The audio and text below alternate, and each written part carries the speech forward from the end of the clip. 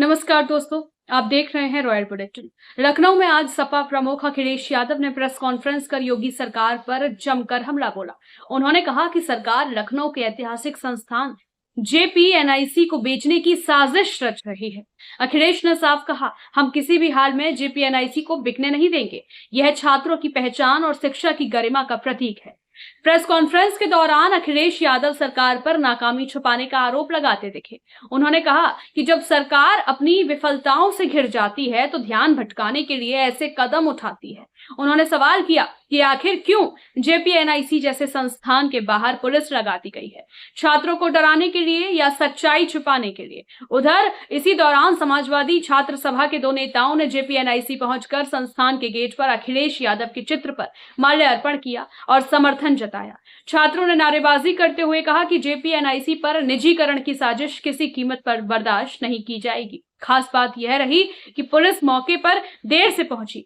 सूत्रों के मुताबिक छात्र सभा के नेता पहले ही अपनी बात रख चुके थे और कार्यकर्ताओं का छोटा समूह लौट चुका था।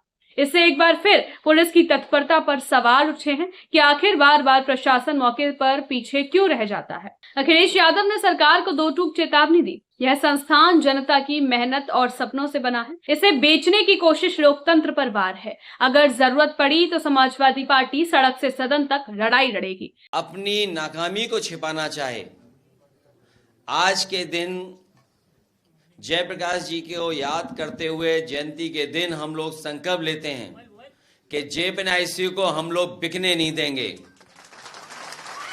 ये सरकार जो बेचना चाहती है जेपीएनआईसी को, वो हम समाजवादी लोग मिलकर के इसको बिकने नहीं देंगे। इन्होंने जो दुर्दशा की है, जयप्रकाश जी देश के उन नेताओं में हैं जिन्होंने सामाजिक परिवर्तन के लिए, राजनीतिक परिवर्तन लाने के लिए, समाजवादी आंदोलन को आगे बढ़ाने के लिए पूरा अपना जीवन न्यौछावर कर दिया। जहां वो अंग्रेजों से लड़ते रहे और उसके बाद जो सरकारों में बुराई आई उसको भी उन्होंने अपने संघर्ष के रास्ते सरकार को जगाने का काम किया। और उस समय की सरकार जो ये समझती थी कि सरकार नहीं हट सकती है, जयप्रकाश जी की क्रांति ने, संपूर्ण क्रांति के आह्वान ने उस सरकार को भी हटाने का काम किया। जो संपूर्ण क्रांति का नारा दिया आज भी प्रासंगिक है। आज भी देश को वही रास्ते की जरूरत है। हमारा देश तभी खुशहाल होगा जब समाजवादी मूल्यों से चले। जहां जयप्रकाश जी ने अपना जीवन भर आंदोलन किया, जीवन भर संघर्ष किया और समाज से लेकर के राजनीतिक दिशा को बदला। हम समाजवादियों को वो विरासत में जो चीजें मिली हैं, आज के दिन हम लोग संकल्प लेते हैं कि उनको आगे बढ़ाने का काम करेंगे। जेपीएनआईसी से हम लोगों ने कई बार आपसे कहा कि पॉलिटिकल इमोशनल अटैचमेंट है, क्योंकि इसका शिलान्यास जब हुआ था उस समय नेताजी, जॉर्ज फर्नांडिस और समाजवादी पार्टी के वरिष्ठ नेता और बहुत महत्वपूर्ण नेता उस कार्यक्रम में शामिल रहे थे। न केवल इस सरकार ने बर्बाद किया है उसको, बर्बाद के साथ साथ कोई देख ना पाए,